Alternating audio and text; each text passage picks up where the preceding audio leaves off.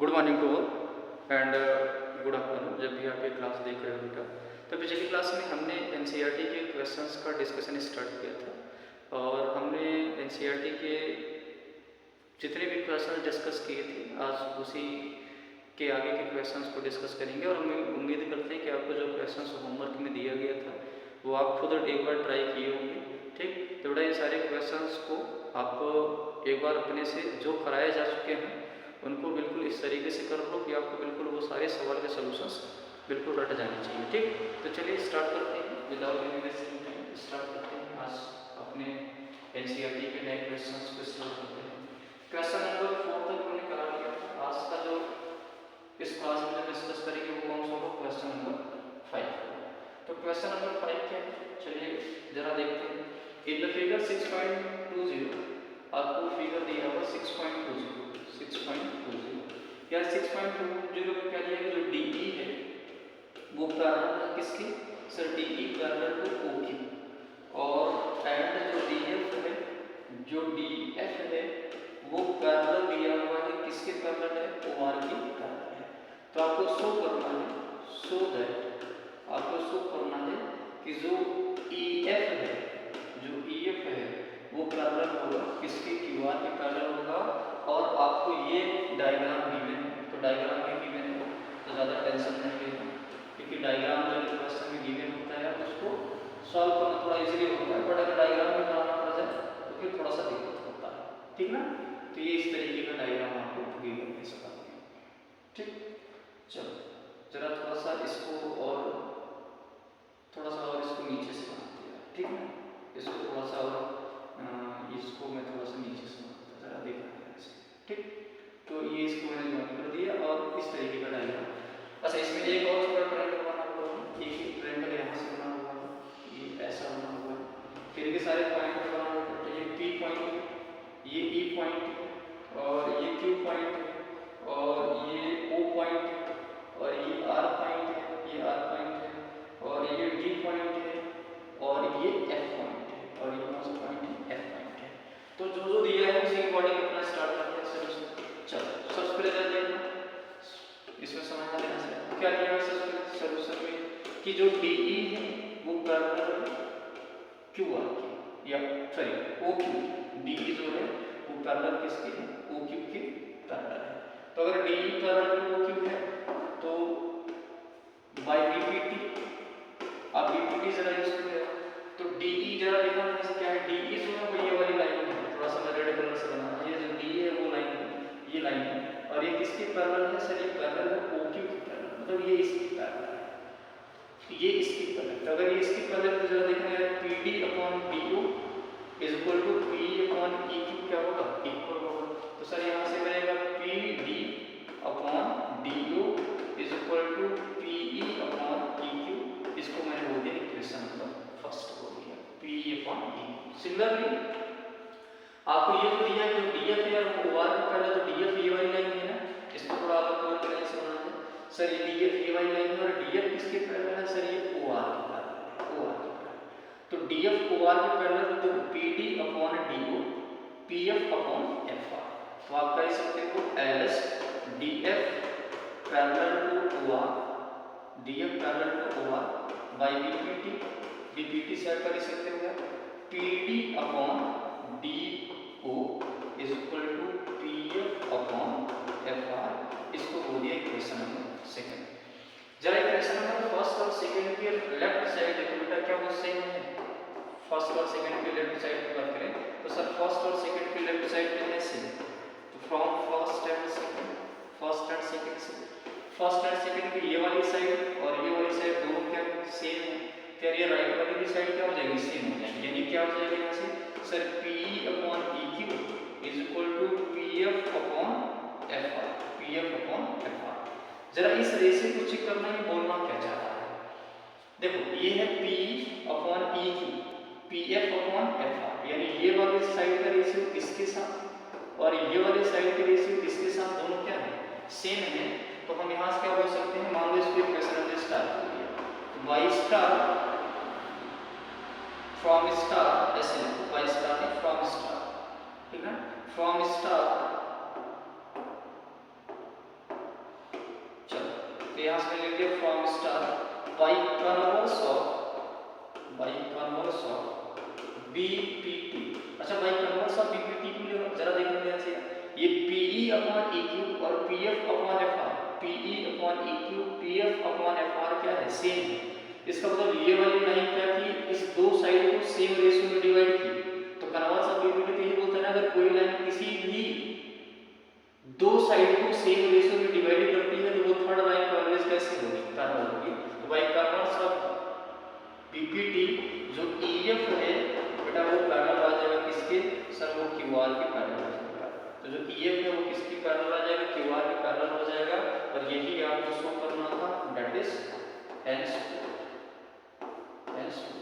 तो आप इस तरीके से इस क्वेश्चन को कर सकते हो। तो चलिए उम्मीद करते हैं आपको एक क्वेश्चन बेटर समझ में आया होगा, ठीक, क्लियर। तो बढ़िया समझ में आया। चलिए बढ़ते हैं नेक्स्ट क्वेश्चन की तरफ। अगला क्वेश्चन, जरा अगला क्वेश्चन देखते हैं। अगले क्वेश्चन में क्या दिया हुआ है, इन द फिगर 6.21 जो फिगर है वो मैं आपको पहले यहाँ पर बना दूंगा। 6.21 जो फिगर है वो इस तरीके की है। ये हमारे पास में एक ट्रायंगल है, ठीक। इस ट्रायंगल में ये वाली साइड ये इसके साथ ज्वाइन है और ये इनके साथ ज्वाइन है, ठीक। और सिमिलरली अगर मैं बात करूं तो ये इस वाली साइड के साथ ज्वाइन है, ये इसके साथ ज्वाइन है और ये इसके साथ ज्वाइन है। इनके जो वर्टिसेस हैं वो दे देते हैं, राइट कर देते हैं। यार ये P है, ये ऊपर वाला वर्टेक्स P है, ये A है, ये O है और ये पॉइंट B है, ये पॉइंट C है और ये पॉइंट Q है और ये पॉइंट क्या है, R, ठीक है ना। ये ऐसा फिगर दिया हुआ है। इसी तरह से आगे ने बोला ये जो फिगर है वो है 6.21 है। ABBC ऑन पॉइंट, मैं क्वेश्चन नहीं लिख रहा, आप क्वेश्चन वर्ड सोच सकते हैं। In figure 6.21 AB and C are point on OP, OQ, OR respectively. देखो A जो है वो किस पे है, OP पे, B जो है वो किस पे है, OQ पे, C जो है वो किस पे है, OR पे, respectively such that AB parallel to PQ। जो AB है यानी ये वाली जो साइड है यार वो किसके पैरेलल है, सर वो पैरेलल है किसके, PQ के पैरेलल है, ऐसा दिया है। और क्या दिया हुआ है कि जो AC है वो पैरेलल है किसके, PR के। AC कौन सी लाइन है, AC ये वाली लाइन है। ये पैरेलल किसके है, सर ये पैरेलल है PR, ये इसके पैरेलल है PR के। तो आपको शो करना है कि जो BC है वो QR के पैरेलल है, जो BC है वो QR, मतलब तो ये शो करना है कि ये वाली जो लाइन है वो किसके पैरेलल होगी, QR के पैरेलल होगी, ऐसा शो करना है। तो चलिए स्टार्ट करते हैं सॉल्यूशन। जरा सॉल्यूशन देख लेते हैं क्या दिया है। सबसे जो दिया है वही अप्लाई करना स्टार्ट करते हैं। देखो ट्रायंगल के सवाल में जो इंफॉर्मेशन दिया है वहीं से स्टार्ट करना, सॉल्यूशन को स्टार्ट कर दो, आपको आगे के डायरेक्शन मिलने स्टार्ट हो जाते हैं। क्लियर। ये दिया है कि एज जो AB है वो पैरेलल है किसके, PQ के। जो AB है वो पैरेलल है किसके, PQ के। तो बाय BPT से आप क्या कह सकते हो, जरा बताना। सर देखो AB पैरेलल है PQ के, तो OA upon AP, OB upon OQ क्या लिख सकते हैं इसको, sir OA upon AP is equal to क्या लिख सकते हैं, इज इक्वल टू लिख सकते हैं OB अपॉन AQ। इसको एक क्वेश्चन नंबर फर्स्ट होती है, ये बात समझ में क्लियर।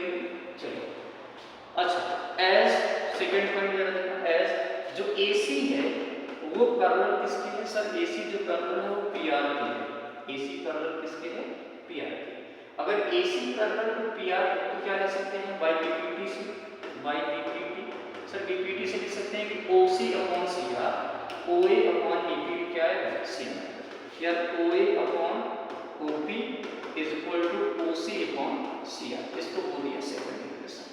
जरा ये वाले राइट साइड देखो, ये वाली साइड। अच्छा जरा देखना यहाँ पे जो OA है वो ऊपर है, तो इसको हम कैसे लिख सकते हैं, OA जो है वो ऊपर की तरफ है, तो इसको रिवर्स करो तो क्या आ जाएगा, OP upon OA is equal to CR upon OC, CR upon OC, ठीक है ना, CR अपॉन OC। अच्छा एक सेकंड रुकना जरा, कहीं मिस्टेक तो नहीं कर दिया। देखो AC parallel to PR, AC parallel to PR, OC upon CR, OA upon AP, ये OP नहीं, OA अपॉन AP। ये स्टेप लिखने का कोई जरूरत है नहीं, इसको हम क्या कर देते हैं, क्योंकि ऊपर वाले ही स्टेप से काम हो जाता है, ठीक है ना। चलो जरा समझना है, फ्रॉम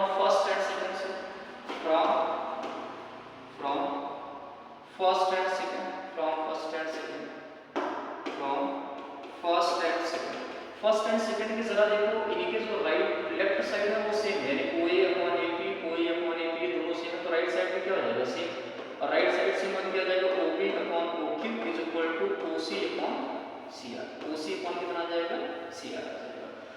इसका मतलब OA OB upon OQ, OB upon OQ, OB upon OQ यानी इस छोटे वाले साइड में इस बड़े वाले साइड के साथ, और OC अपॉन CR मतलब इस छोटे वाले साइड का इस पूरे छोटे वाले साइड का OB upon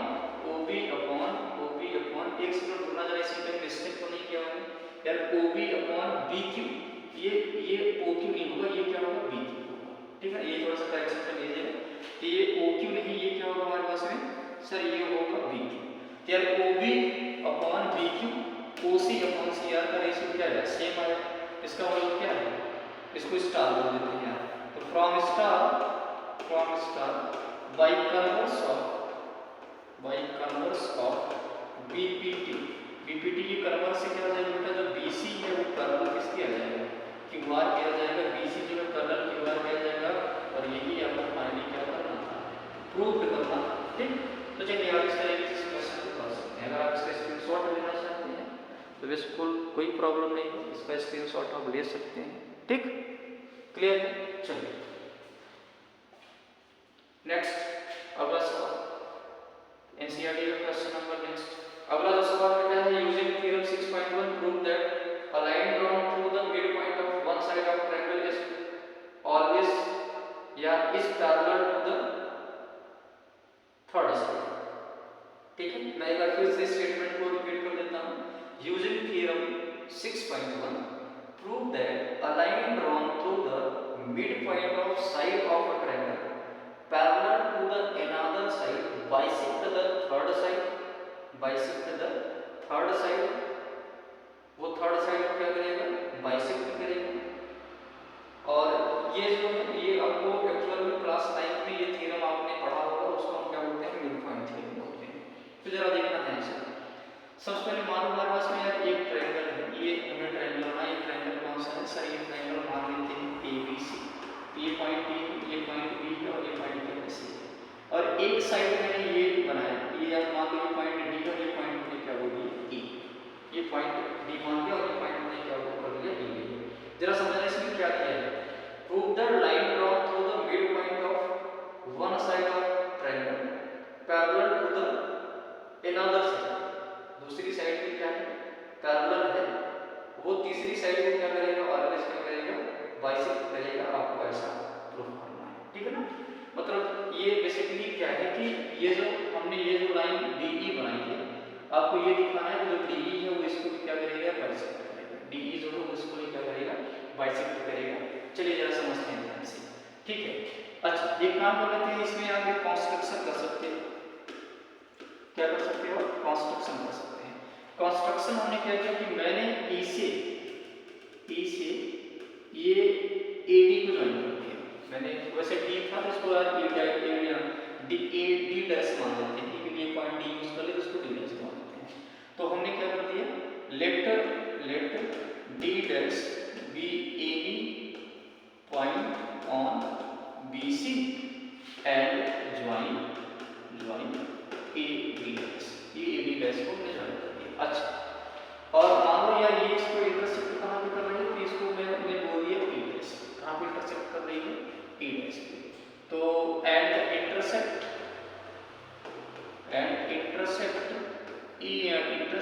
DE at E dash, DE को E dash पे क्या कर रही है इंटरसेक्ट कर रही है। चला देखना एस जो DE डैश है, DE डैश की बात करें तो कौन सी लाइन है, ये वाली लाइन, ये DE डैश, जरा देखना DE डैश, ये DE डैश ये क्या है पैरेलल, किसके पैरेलल है BC के पैरेलल है, बाय BPT से कर सकते हैं, BPT से लिख सकते हैं AD upon DB is equal to, यहाँ से क्या जाएगा sir AE dash upon E dash D dash, इसको मैंने फर्स्ट बोल दिया, ठीक है ना। अच्छा जरा देखो ध्यान से एक और चीज कि मुझे ये शो करना है कि जो ये E डैश है, ये जो मतलब ये जो DE है वो E को भी AC को भी क्या करेगी बाइसेक्ट करेगी, सिंस जरा बताना AD बराबर क्या DB होगा, बिल्कुल सब होगा, AD बराबर DB होगा। क्यों होगा? क्योंकि रीजन क्या है, D is mid point of A, D जो है वो AB का क्या है, मिड पॉइंट। यानी यहाँ से क्या गया, E dash D dash is equal to AD upon DB। इसका रेशियो कितना आ जाएगा, क्योंकि दोनों सेम है ना, दोनों सेम हो गए, इसका मतलब ये कट करके कितने आ जाएंगे, ये दोनों कट करके कितने आ जाएंगे, 1 आ जाएंगे। अच्छा चलो जरा अगला देखते हैं। ऐसे सिमिलरली हमने ये जो E डैश F है एज E डैश E ये भी क्या है, पैरेलल टू BC है। पैरेलल टू BC तो हम कर सकते हैं सर, इसको लिख सकते हैं AE dash upon E dash D dash is equal to AE upon क्या लिख सकते हैं सर, AE अपॉन लिख सकते हैं EC, AE अपॉन क्या लिख सकते हैं, EC लिख सकते हैं। अच्छा अब जरा देखना AE डैश और E डैश D डैश की वैल्यू कितनी है सर, ये वैल्यू है 1, यार यहाँ से आ जाएगा AE अपॉन क्या आ जाएगा, EC आ जाएगा। यानी इसको क्रॉस मल्टीप्लाई करेंगे तो यहाँ से क्या आएगा, AE इज इक्वल टू क्या आएगा, EC, AE is equal to क्या आ गया, EC, AE is equal to क्या आ गया, EC।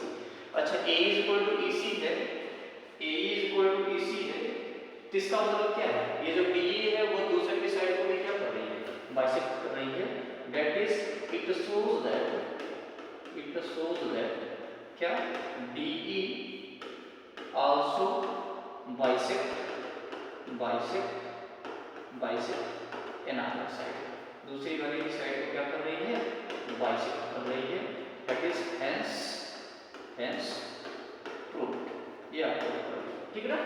तो आई थिंक ये क्वेश्चन समझ में आया होगा, बेटर समझ में आया होगा, ठीक। अगर आप इसका स्क्रीनशॉट बिल्कुल इच्छा है तो ले सकते हैं, कोई दिक्कत नहीं, ठीक ना। चलिए बढ़ते हैं अगले सवाल, ठीक है। आज का ये हमारा question number next, using theorem 6.2 prove that line having the midpoint of any two side of triangle always parallel to the third side। ये आपको मैंने ये सवाल आपको ट्रायंगल की आई थिंक तीसरे या चौथे लेक्चर में आप जाकर सर्च कर लीजिएगा, ठीक है। आप ट्रायंगल लेक्चर 4 या 3 को वॉच कर लीजिएगा, तो ये सवाल हमने प्रॉपर कराया हुआ है, ठीक। तो यार ये सवाल आप एक बार फिर से ट्राई कर लीजिएगा, वहाँ से जाकर देख लीजिएगा, दोबारा से डिस्कस करने में कोई मतलब नहीं, ठीक। अगर नहीं समझ में आएगा तो फिर आप कमेंट बॉक्स में बताइएगा, फिर डिस्कस कर लेंगे। अगला सवाल क्वेश्चन नंबर 9 और क्वेश्चन नंबर 10, ये भी हमने क्या किया है। क्वेश्चन नंबर 9 है ABCD is a trapezoid in which AB parallel to DC, its diagonal intersect each other at point O so that the AU upon OB is equal to OC upon OD। ये भी question हमने discuss ही किया हुआ है, तो आप इसका solution जरूर जाकर वॉच करिएगा, ठीक। क्वेश्चन नंबर 10 भी हमने डिस्कस ही किया हुआ है, ठीक है। तो ये सारे क्वेश्चंस ऑलरेडी डिस्कस किए जा चुके हैं। तो फाइनली इस तरीके से हमने NCERT के सारे सवाल को डिस्कस कर लिया। उम्मीद करते हैं कि आपको सारे सवाल बेटर समझ में आए होंगे। और यार एक चीज़ और, आप ज़रूर वॉइस की क्वालिटी ज़रूर बताइएगा कि आपको अब जो वॉइस की क्वालिटी है क्या वो बेटर समझ में आ रही है, ठीक। अब क्योंकि कुछ बच्चों का ये समझ में आ रहा है कि सर वॉइस बहुत धीरे है, इस वजह से थोड़ा समझ में कम आ रहा है, तो हमने उसमें कुछ इम्प्रूवमेंट अपनी तरफ से जो एफर्ट हो सकता है वो हमने किया, ठीक। तो आप बताइएगा, ज़रूर बताइएगा कि आपको वॉइस कैसा लगा, मतलब वॉइस जो है कैसा लगा, मतलब इन सेंस आपकी वॉइस अब जो आ रही है उससे आपको चीज़ें क्लियर हो रही है कि नहीं हो रही है। अगर चीज़ें क्लियर हो रही है तो फिर अच्छी बात है, नहीं तो फिर हम उसको और इम्प्रूव करने का सुधार करेंगे। तो चलिए क्लास आज के लिए बस इतना ही रखते हैं। नेक्स्ट क्लास में हम NCERT के ही क्वेश्चन को, जो सिमिलरिटी में बेस्ड क्वेश्चन है, उसको हम डिस्कस करेंगे। तो सबसे पहले तो हम यार सिमिलरिटी में बेस्ड क्वेश्चन को डिस्कस करने के पहले हम ज़रूर आपको एक बार रिकमेंड करेंगे कि आप इस लेक्चर के चौथे या पांचवें लेक्चर में आप जरूर जाके, जब आपको सिमिलरिटी का जो कंसेप्ट बताया गया है, सिमिलरिटी के कंसेप्ट को एक बार रिवाइज करके जरूर आइएगा, ठीक। और रिवाइज करने के साथ साथ एक इम्पॉर्टेंट टर्म्स मैंने बताया था CPCT, उसका शॉर्ट वीडियो भी पड़ा हुआ है। तो CPCT क्या है वो भी आप बिल्कुल अच्छे से समझ के आइएगा, क्योंकि यार सिमिलरिटी में CPCT का बहुत इंपॉर्टेंट रोल है, ठीक है। तो CPCT आपको आना चाहिए। तो चलिए बस आज के लिए इतना ही करते हैं। Okay, thank you and best of all.